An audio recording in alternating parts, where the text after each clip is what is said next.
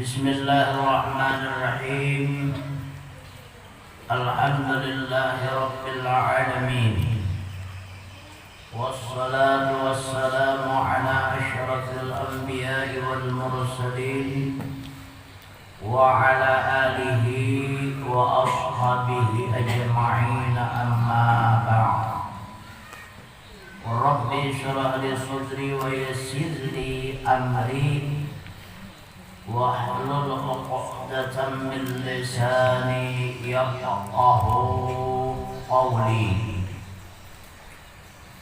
Wa qala Allah subhanahu wa ta'ala fi kitabil karim, a'udzu billahi minasy syaithanir rajim. Fihi rijalun yuhibbuna an yattahharu wallahu yuhibbul mutahhirin.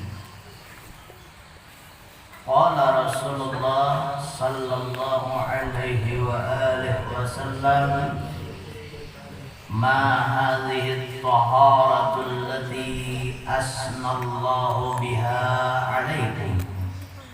Qalu kunna najma'u bainal ma'i wal hajat.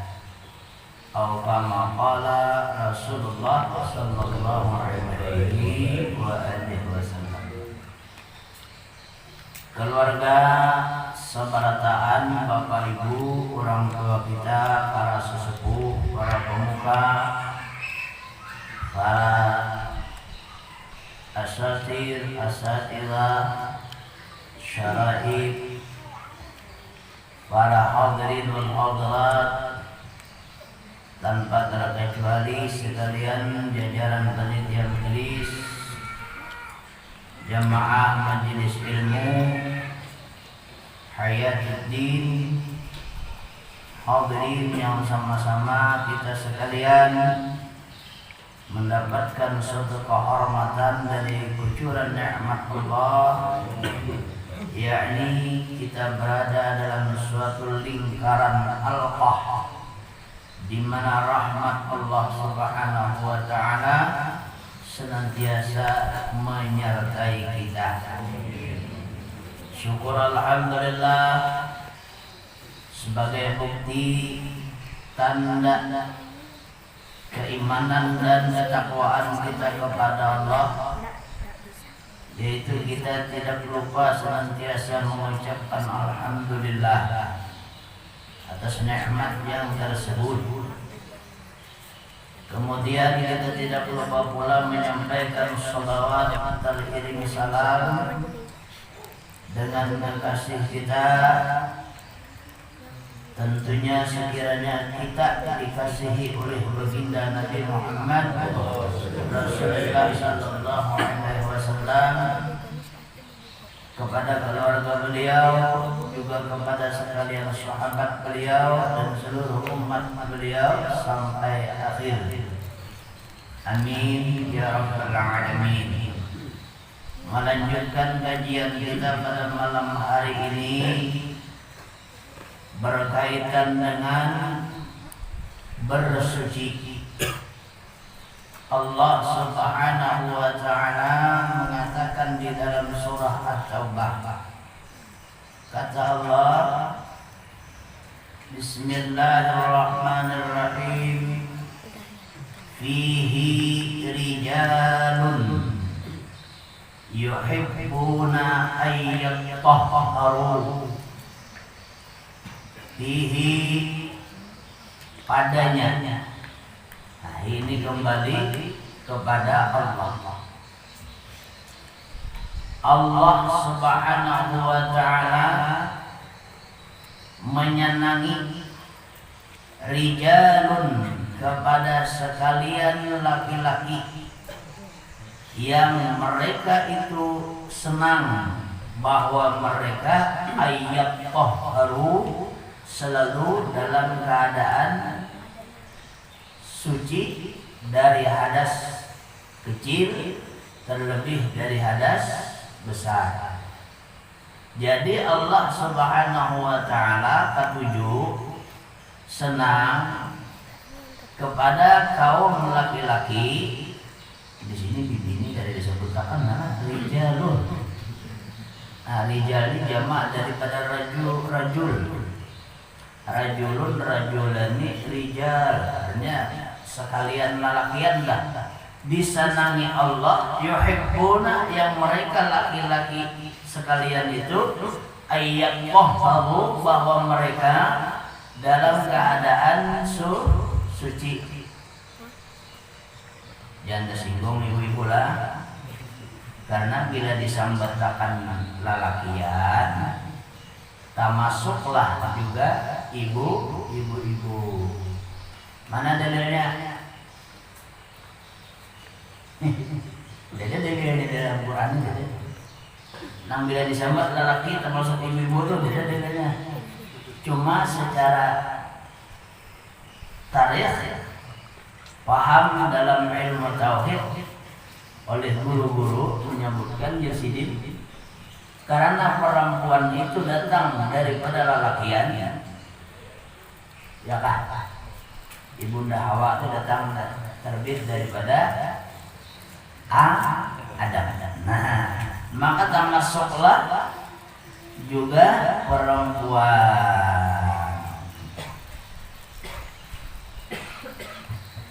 Nah, kalau masalah sedekah, kalau masalah zakat, kalau masalah pemeliharaan dengan kemaslahatan diri, ada ibu-ibu dan lelaki disebutkan.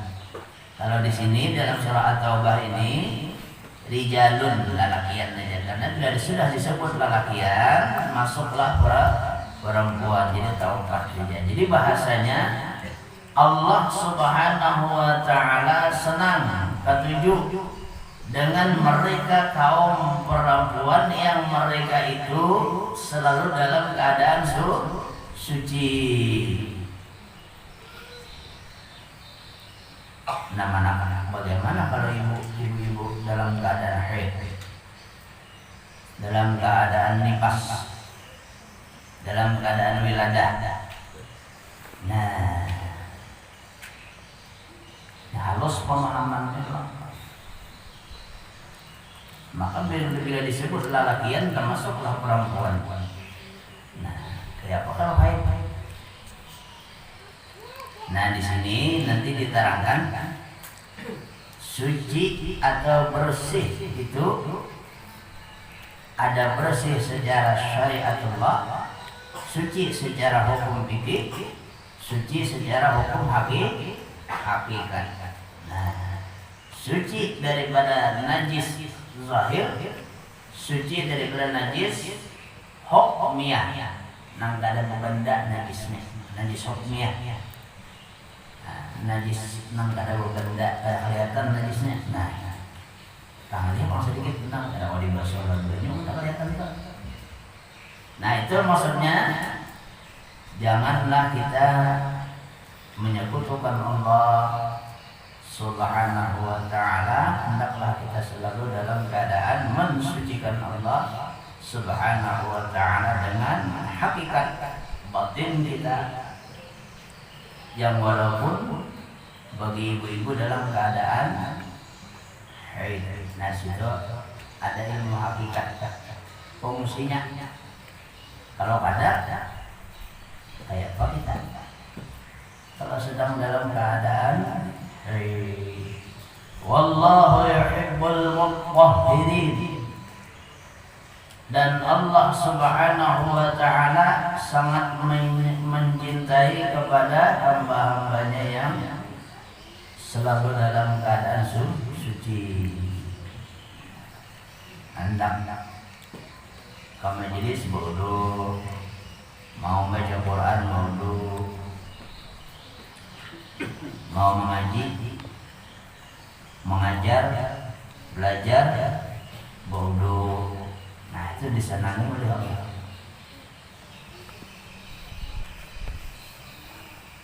Sudah kita bahas mengenai tentang cara-cara bersuci, alat yang dipakai bersuci, air dengan batu sudah dibahas juga. Kemudian kita masuk dalam pembahasan wudu.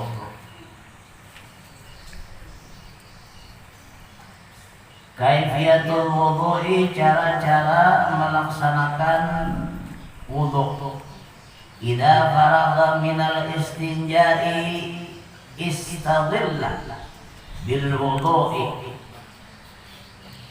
Apabila ia telah selesai daripada menunaikan qada hajat dengan beristinja, baik dengan air maupun dengan batu ataupun dengan debu, bertayamum, istadilla atau istaqalla, maka hendaklah ia menyibukkan akan ia bil wudu'i, dengan mengambil wudu. Dan kita tuh disunnahkan setelah qada hajat berwudu. Falam yara Rasulullah sallallahu alaihi wasallam qattu kharijan minal ghaibi illa tawadda'a wa yabtadi'u bis-siwak.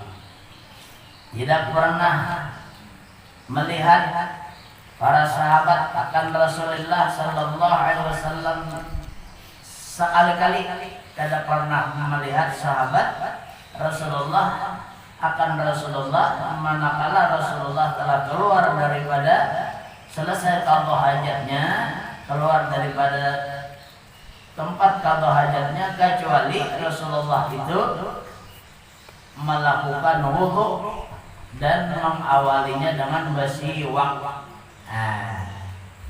Jadi kata sahabat, kada pernah aku melihat lawan Rasulullah selama bergaul dengan Rasulullah, setelah Rasulullah qada hajat itu selalu dalam keadaan wudu, kada pernah ada wudu, pahamnya tak? Imbah qada hajat tak? Kita kuliah man wudu ya, kecuali hendak sembahyang, era wudu. Tahu hendak baca Quran, ngangkat baca Quran atau ngangkat Quran. Ini Quran wudu kada mengangkat, dilimpar pula. Batu hidup melimpar Al-Quran sama dengan melimpar kalam Allah Subhanahu wa ta'ala, firman Allah Subhanahu wa ta'ala. Kalau ini bersengaja memang kada jahil, artinya bujur-bujur tahu aja hukumnya, maka orang itu murtad karena ia telah melimpar, tidak senang dengan Al-Quranul Karim, keluar dari Islam. Jadi hati-hati kita lawan Al-Quran, mesti kita ngambilnya dengan sesudah wudu, dan jangan Al-Quran itu maandaknya rendah daripada lintut. Kalau kau pengyasinan atau tadarusan, baca muqaddam yang sajus-sajus,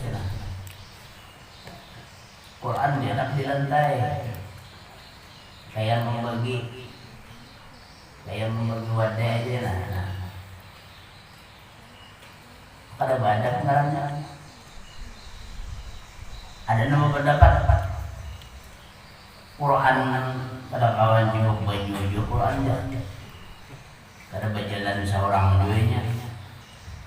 Kata tulisan Raja itu Quran. Nah, itu menyepilikan ngarannya kada paham lawan ilmu agama Allah. Coba pahami. Nang menulis Al-Quran itu siapa? Datangnya wahyu Allah, datangnya wahyu itu di mana? Dan nang wahyu akan itu siapa? Yang mewahyukan itu Allah, disampaikan oleh malaikat Jibril, diterima oleh Rasulullah Nabi Muhammad sallallahu alaihi wasallam, disalin oleh sahabat Sayyidina Utsman dan murid Sayyidina Ali, disalin.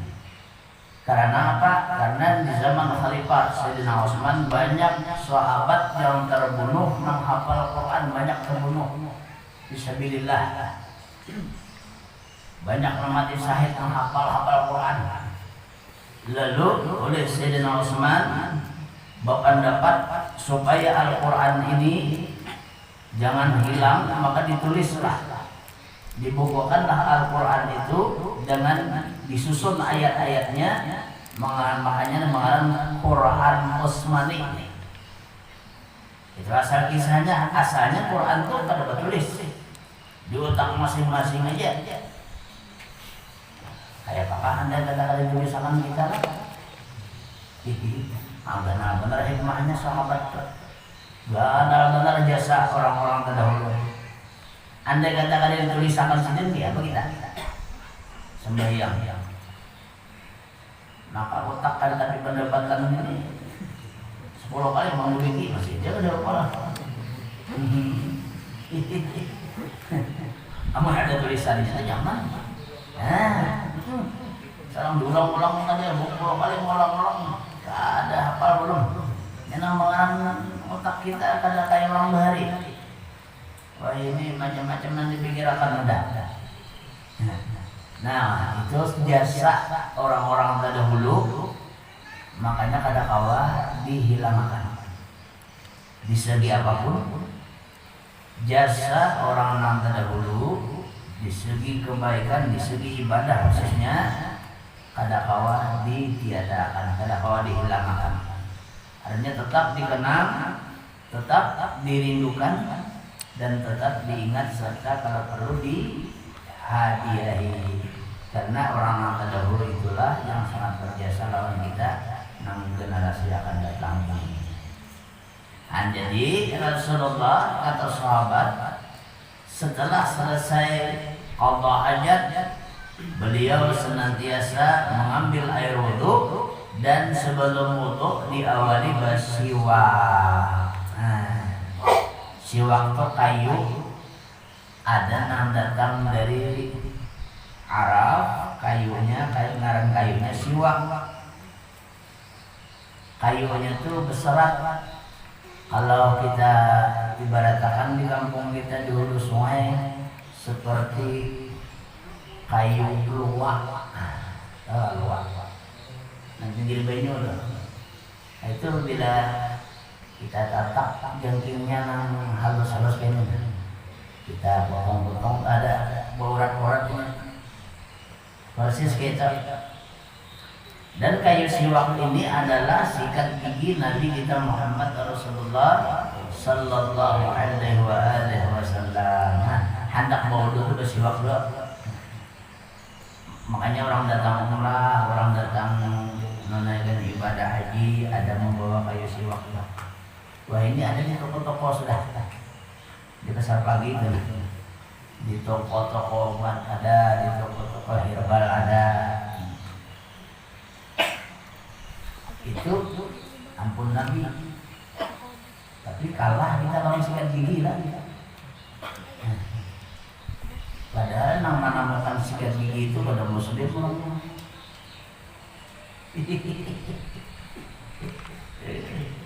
Bubuhan serijab itu nama-nama lain. Ya makanya ini antara habaib ini siwak aja. Memang sewaktu-waktu pakai sikat ini memang kan menegasi siwak karena ngikut sunnah. Ada. Karena Rasulullah Sallallahu Alaihi Wasallam selalu melakukan, mengerjakan, membersihkan mulut sini dengan siwak. Karena kata Rasulullah, Inna aqwahukum turuqul Qur'ani fatayyibuha bisiwak. Sesungguhnya bacaan mulut-mulut kalian itu membaca keluarnya huruf-huruf Al-Quran. Fatayyibuha, maka harumilah bersihkanlah mulut kalian disiwaki dengan memakai siwak. Kita hendak pembacaan mana? Sunat pakai siwak karena kita baca itu Al-Quran. Di bawah Al-Quran ada sekarang. Laqad ja'akum rasulun min anfusikum ila akhir Al-Quran.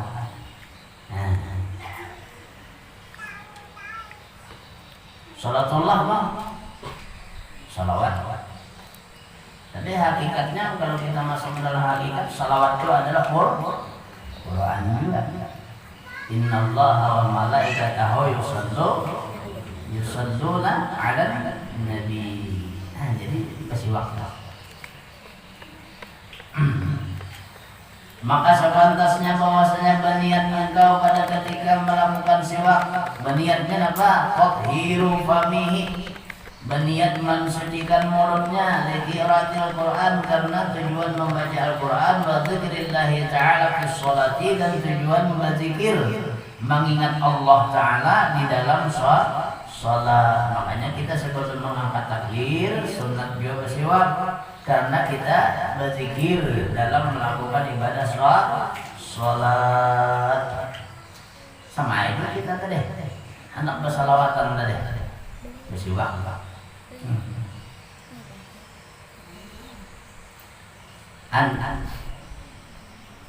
Tata cara dalam pekerjaan ibadah Islam yang diridhai Allah ini sangatlah sempurna. Membaca Quran ini disuruh dulu mulut kita dibarasihi. Supaya apa? Supaya pertama bacaan kita fasih. Yang kedua baunya bau harum, karena siwak itu menyerap, kayu siwak itu menyerap aroma mulut kita. Membaca Quran mau nyari, membaca Quran mau pantai kurang bagus juga di malaikatnya, nggak ada lupanya, jingkol ngomong minta mulut kita disucikan dengan bersiwak. Tidak ada caranya lah. Rasulullah bersabda, salatun ala asari siwakin afdalu min 75 salatan bighairi siwakin. Salat seseorang atasnya ada mengandung asar siwak, ada mengandung bekas inya bersiwak, maka lebih afdal salatnya itu 75 kali lipat dibandingkan salat seseorang yang tidak melakukan siwak. Kita hendak sembahyang bersiwak dulu, nilai kebaikannya 75 kali lipat mengalahkan orang yang sholat kada pakai siwak. 75 kadang alih ada anak cari kebaikan.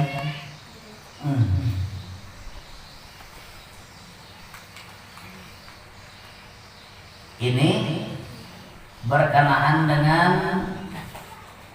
sunnah apabila kita keluar daripada tempat qada hajat, kita bersiwak terlebih dahulu, kemudian mengambil air wudhu. Belum ada cara wudhunya lah, masih tentang siwaknya. Kalau ada mahir bersiwak pakai sikat gigi barang-barang. Berapa kali? 2 kali barang sehari. Sebagusnya itu 3 kali. Pada kawan 2 kali sekali. Pada kawan juga diam. Baca sedikit, nah laki bacakan.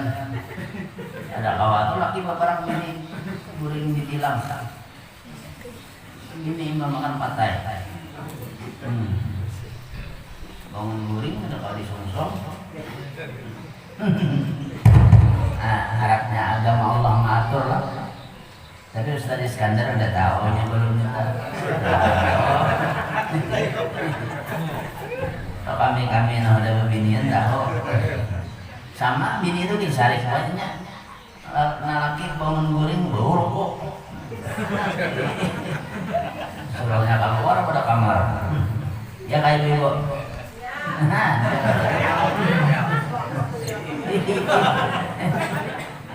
Kalau musiwa, kalau ada guring musiwa, ada juga harum. Allah. Anda dapat ibadah, mencari pahala atau ada ngalih. Anak guring aja ada sudah. Musiwa, nah, bangun guring musiwa.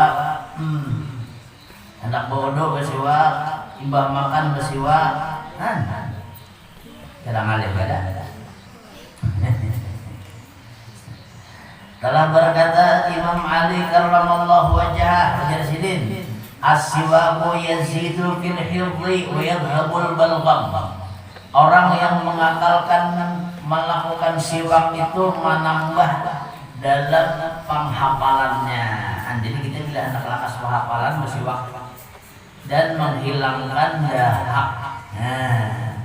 Menghilangkan dahak. Dan adalah sekalian sahabat Nabi Rasulullah sallallahu alaihi wasallam senantiasa senang melakukan siwak itu. Caranya, cara bersiwak.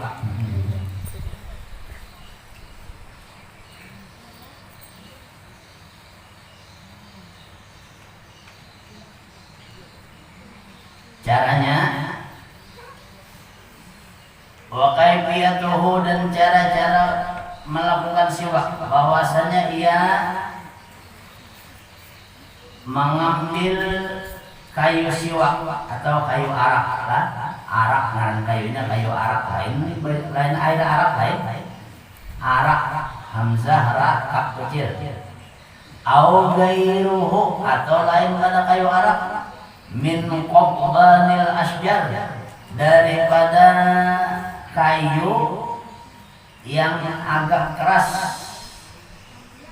menyerupai dengan batu. Kada terlalu keras menyerupai aja nih. Kada takkan terlalu lemah juga. Amun kada ada kayu araknya, boleh aja diganti lawan kayu yang lain. Napa? Tapi jangan kayu yang beracun. Nama orang bukakan ada kayu. Karena jingat yang juga kan.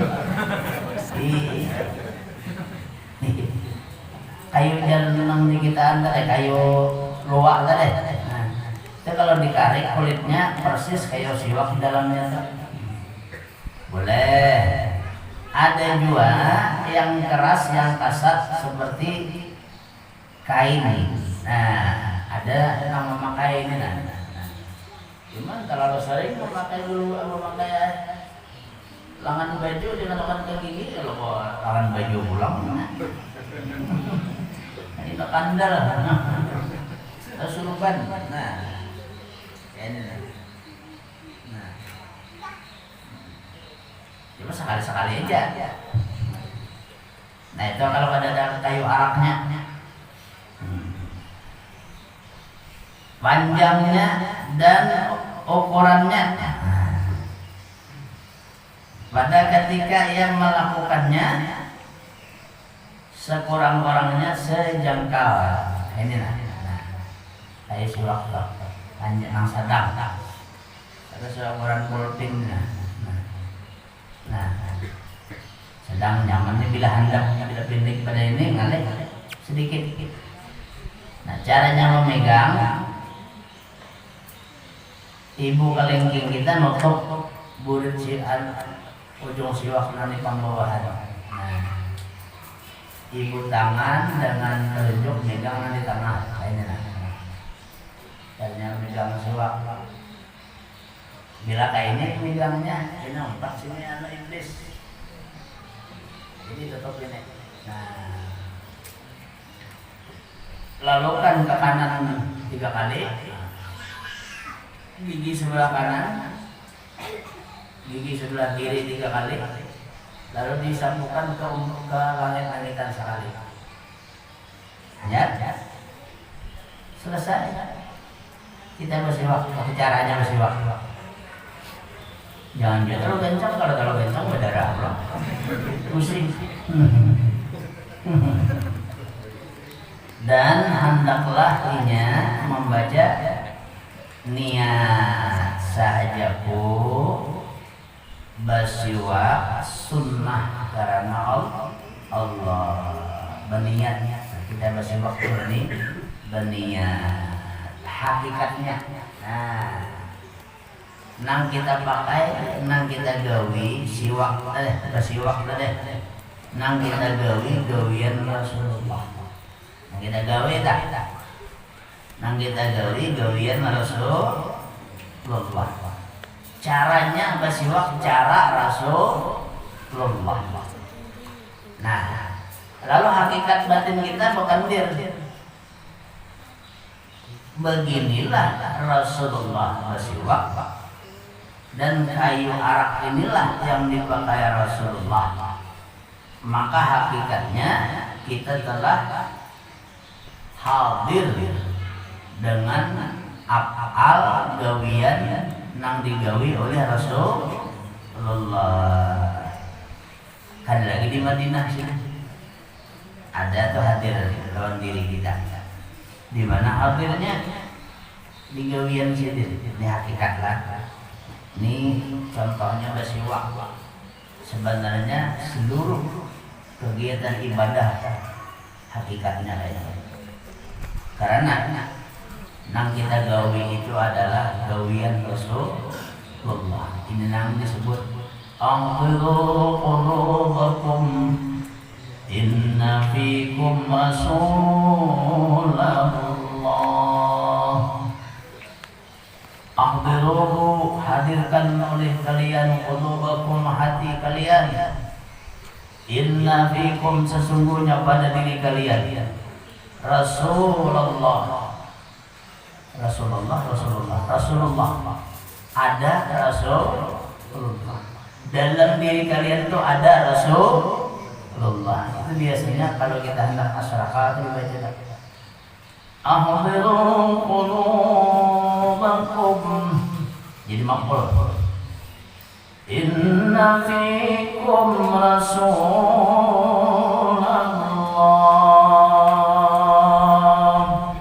Hadirkan oleh kalian hati kalian semua bahwasanya di dalam diri kalian itu ada Rasulullah.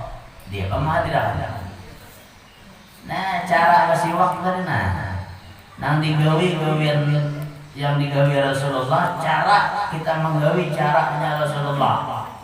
Salat yang digawi gawian Rasulullah, caranya salatnya Rasulullah.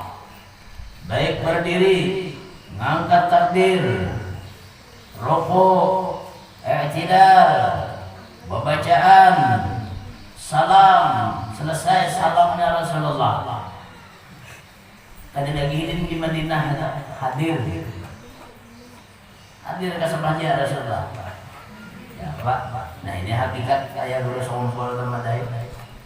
Nah, bagi orang yang belajar ilmu hakikat tidak percaya. Coba pahami itu. Rasulullah, para nabi dan rasul itu ada terkurung dalam kubur, dibahas. Rohani sidin itu manakala pindah dari alam dunia ke alam barzakh makin dibas untuk memberi syafaat dengan umatnya. Seluruh gawian yang baik mesti hadir Rasulullah sallallahu alaihi wasallam. Nah, ngangkat banyu aja dah tangan kanan. Caranya cara Rasulullah. Minumnya minum cara Rasulullah. Itu lebih tajam daripada memperingati kita. Hadir Namun kita memperingati hari kelahiran Rasulullah, bulan Rabiul Awal saja. Ya Rasulullah hadir. Andai kata boleh kita Bahira pun hadir Rasulullah. Nah, ini nang Abu Bakar berhenti aja Abu Bakar. Ya Rasulullah, aku tidak pernah berpisah dengan engkau, walaupun aku sedang berada dalam jamban. Secara kasarnya, pantaslah Rasulullah berada dalam jamban. Tidak, caranya itu nah. Kelakuannya tuh, gimana cara Rasulullah qadha hajat? Bagaimana cara Rasulullah berbasuh? Cara Rasulullah berbasuh, mengambil air dengan tangan kanan, dibubuhkan ke tempat yang dibasuh, tangan kiri membasuh. Jangan mengambil air tangan kiri, membasuh tangan kiri, ya bagi sandal. Wah, ini ada tempat qadha hajat yang pakai blower tuh nah. Ini kita salah pijik, lengkap mang panas. Pernah tuh. Ibu-ibu redakan. Di toilet yang permanen itu nah, mewah ya. Lihat. Ini bila pijik mang panas maka darah sebenarnya. Jut, bisa. Hati-hati kita ini. Bahiranya ada lagi bercongkong berduduk macam-macam. Subhanallah. Nah, itu hakikat lah. Jadi kita para anak-anak bapak yang bapak sayangi, cintai, caranya beristinja sudah tahu.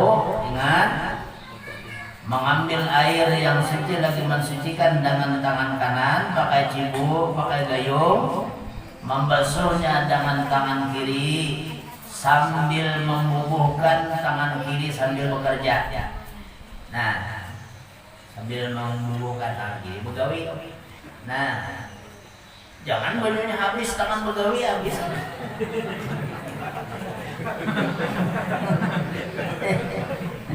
Jari-jarinya nangkain, jadi kalau murid lah, nih jari-jari di tengah, nah, jadi ulang-ulang ini salah ya nak.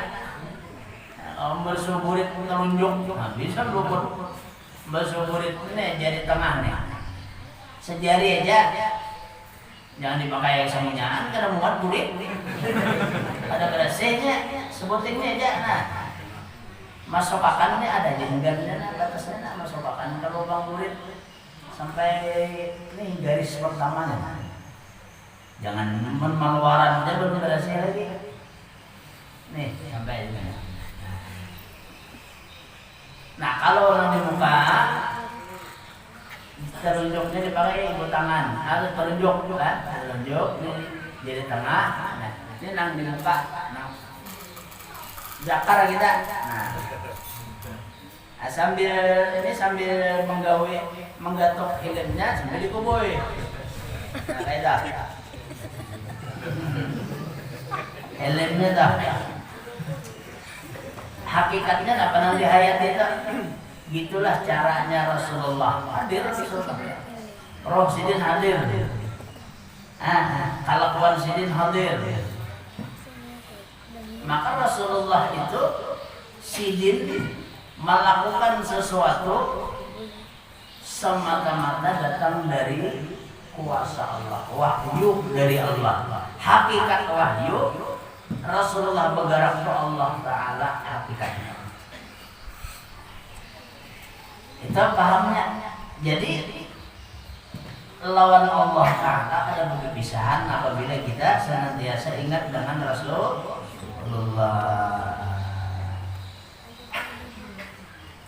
Itu sholawat akan dibawa bacaan kan?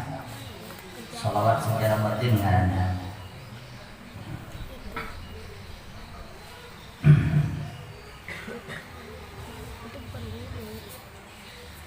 Berapa kali membasuhnya?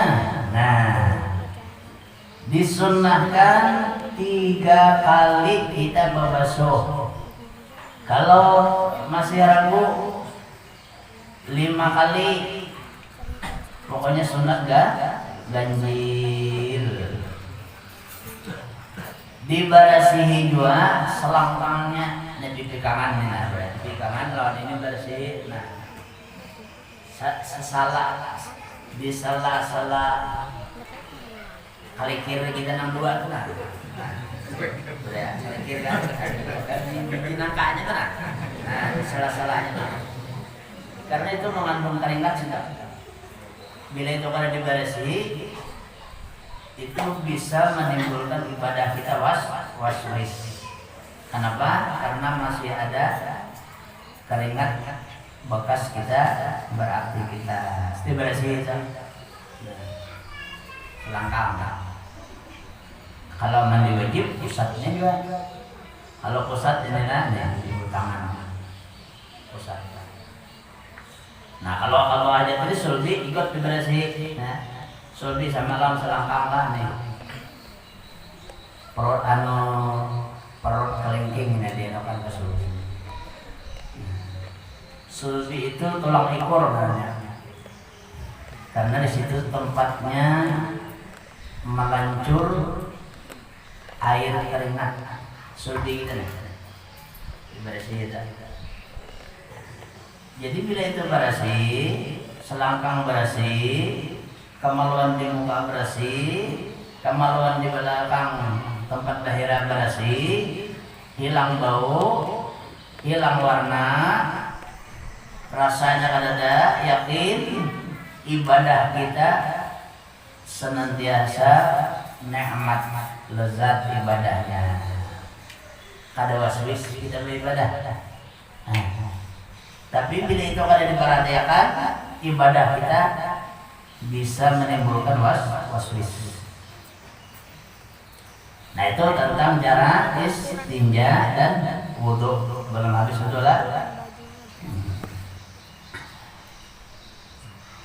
Kemudian waliyatahaqqaqa anna taharatal qalba bit-taubati wal khudu' 'anil akhlaqil madhmubah wal khalqi bil akhlaq wal khalqu bil akhlaqil hamidati aula.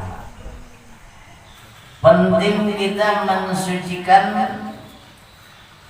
kemaluan kita dari najis, kencing dan bahera serta keringat badan. Penting.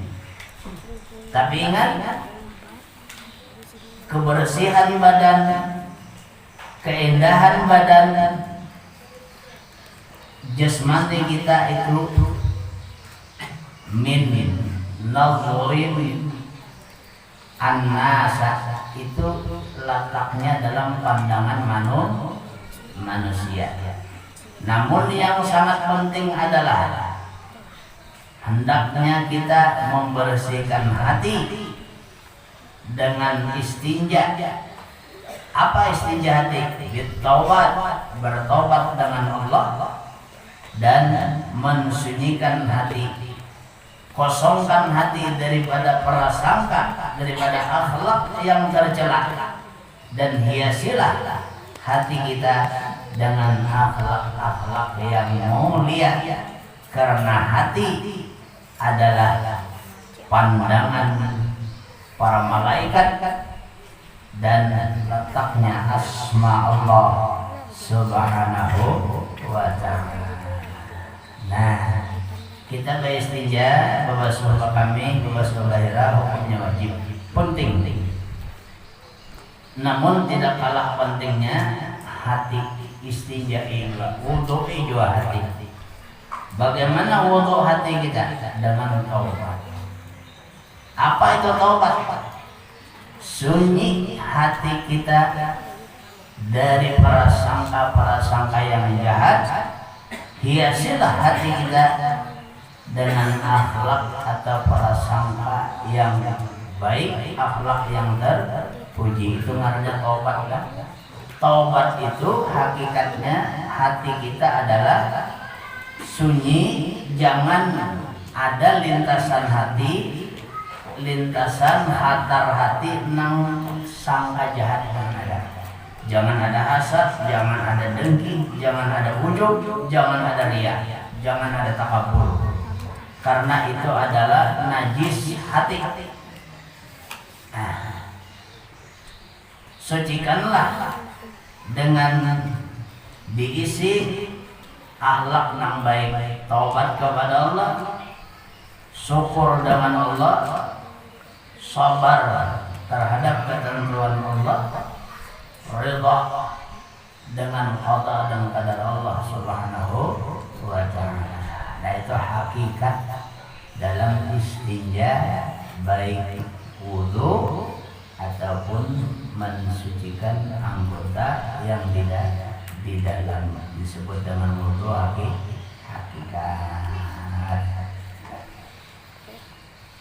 Sempurna luar biasa. Amun awak bersih, cuma di hati ada hasad, ada dengki, ada ujub, ada riya, ada takabur, kada bakalan selamat pada waktu sakaratul maut, karena ia masih syirik. Sempurnanya batang tubuh kita bersih dari hadas kecil dan hadas besar, hati kita bersih dari sifat-sifat yang tercela, hasad, dengki, ujub, riya, takabur.